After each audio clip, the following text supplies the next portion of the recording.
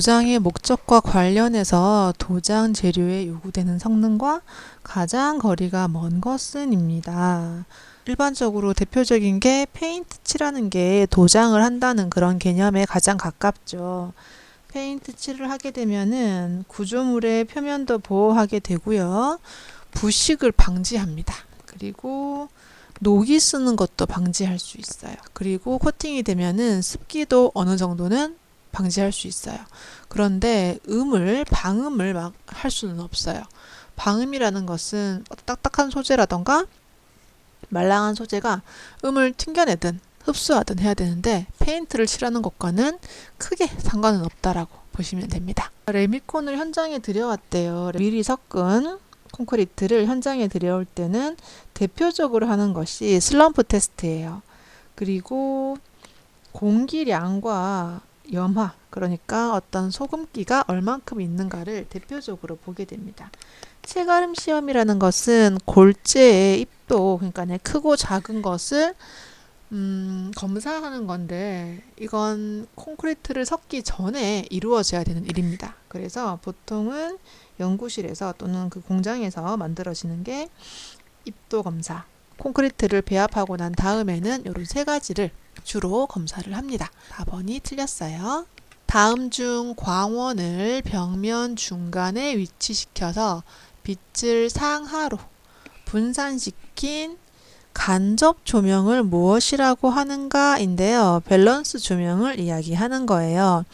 코브 조명과 코니스는 이렇게 어떤 벽면이나 천장에서 조명을 이렇게 하는 건지 아니면 반대로 내려오는 건지 이렇게 한쪽을 이렇게 보는 거에 코니스나 코브 조명이고요. 벽면에서 양쪽으로 가는 것은 밸런스, 양쪽의 밸런스를 맞춘다라고 좀 외워주시면 되겠습니다. 루버 조명은요, 어떤 목재나 구조물이 이렇게 진행을 하게 되면 그 사이사이에 조명이 들어있는 것, 그런 것들을 루버 조명이라고 합니다. 물의 밀도가 1g per 세제곱센티미터이고 어느 물체의 밀도가 1kg per 세제곱미터라고 하면 이 밀체의 비중은 어떻게 되는가입니다.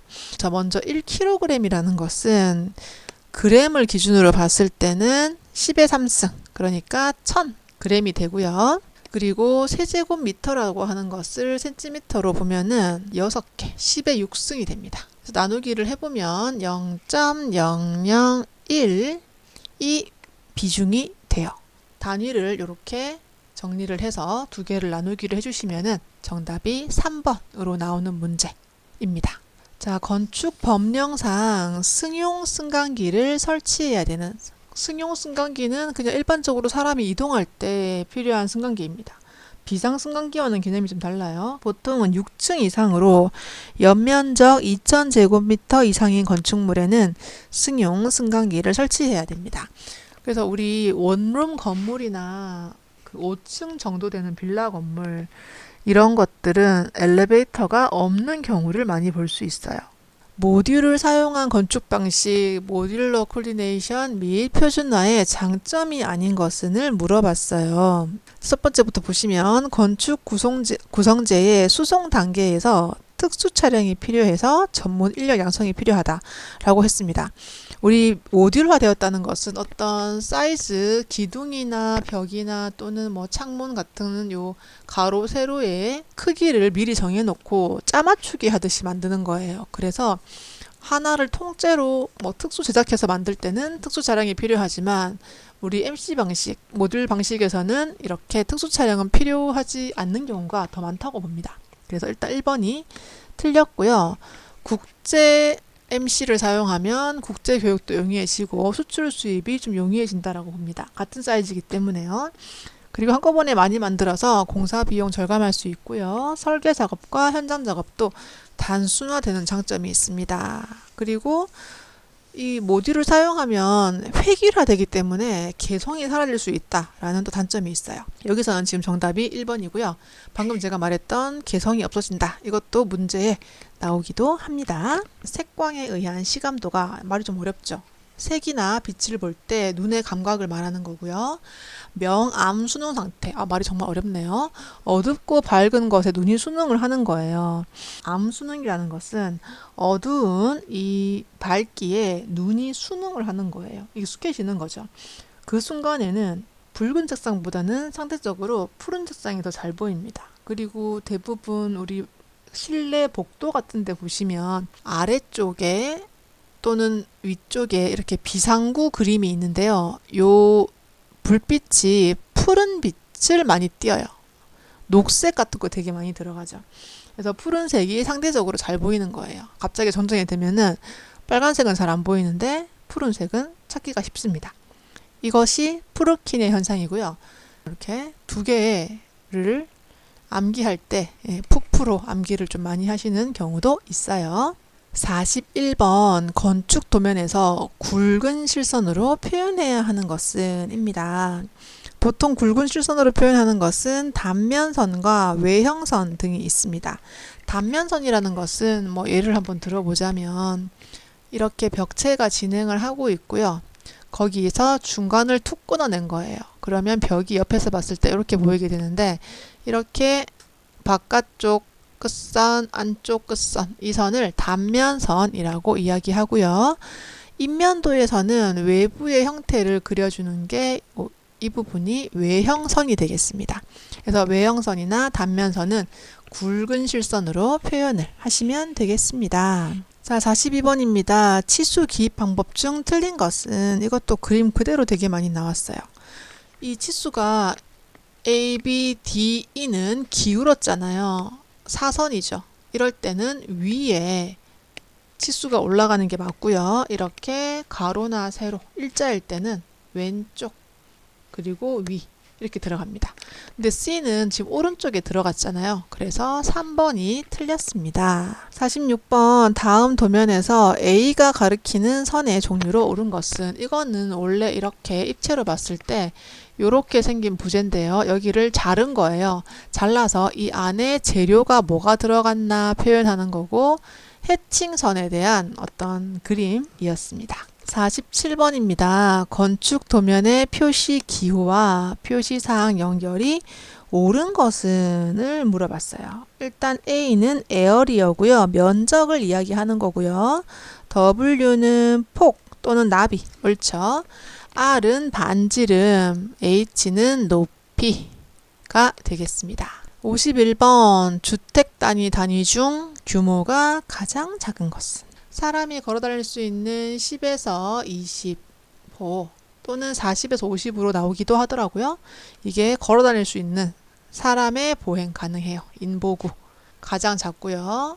이렇게 더 많이 모이면 근림분구 400에서 500 호수가 되고요.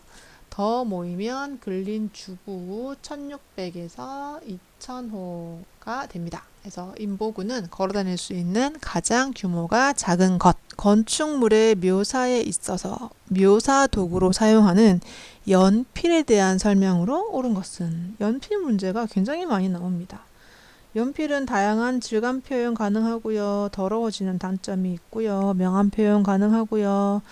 여러 가지가 있는데 여기서 지금 다양한 질감 표현 불가능하다라고 했네요. 이건 옳지 않습니다. 번지거나 더러워질 수 있는 키워드를 가지고 있죠. 다음 제도 연구는 어떤 명칭을 가지고 있을까요? 자유곡선자랑은 좀 헷갈릴 수 있는데 이렇게 고무 소재로 된 걸 구부려서 곡선을 만드는 게 자유곡선자고요. 이렇게 구름 모양처럼 생긴 것이 운형자입니다. 두 개만 구분을 좀 하시면 되겠어요. 템플릿은 이렇게 노란색으로 빵빵빵빵빵빵이자 이게 템플릿이고 디바이더는 콤파스처럼 이렇게 거리를 재는 게 디바이더입니다. 56번 증기, 가스, 전기, 석탄 등을 열원으로 하는 물의 가열 장치를 설치하여 온수를 만들어 공급하는 설비, 다른 말로 급탕 설비고요. 우리 예전 보일러에는 급탕이라는 버튼이 있었어요. 어떤 제품에는 있었는데 요즘은 그냥 온수라고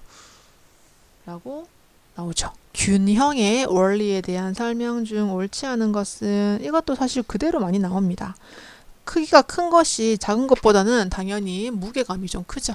기하학적 형태가 불규칙한 형태보다 시각적 중량감이 크다라고 나왔는데 요건 반대예요. 불규칙한 건 말 그대로 어떤 캔버스에 막 널어 놓은 거예요. 그래서 좀 불규칙하기 때문에 조금 무거워 보일 수 있고요. 기하학적인 건 여러 가지 의미가 있겠지만 도형이나 공간의 성질에 대해서 이렇게 배열을 해 놓은 거예요. 그래서 어떤 관련이 있는 아이들입니다. 예를 들어서 뭐 정사각형, 직사각형, 뭐 이런 식으로 어떤 도형 사이의 관계를 눈으로 봤을 때 정의할 수 있는 이런 것들을 기하학적인 거라고 하고 뭔가 정리가 돼 보이는 겁니다.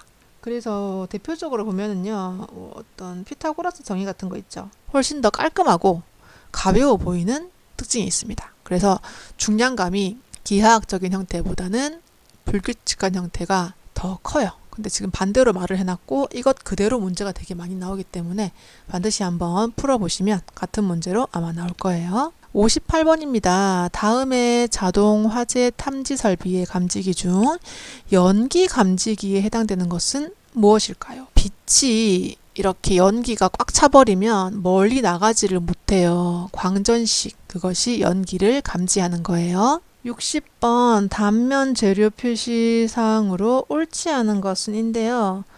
집안선, 이건 잡석에 대한 그림이었고요. 집안선은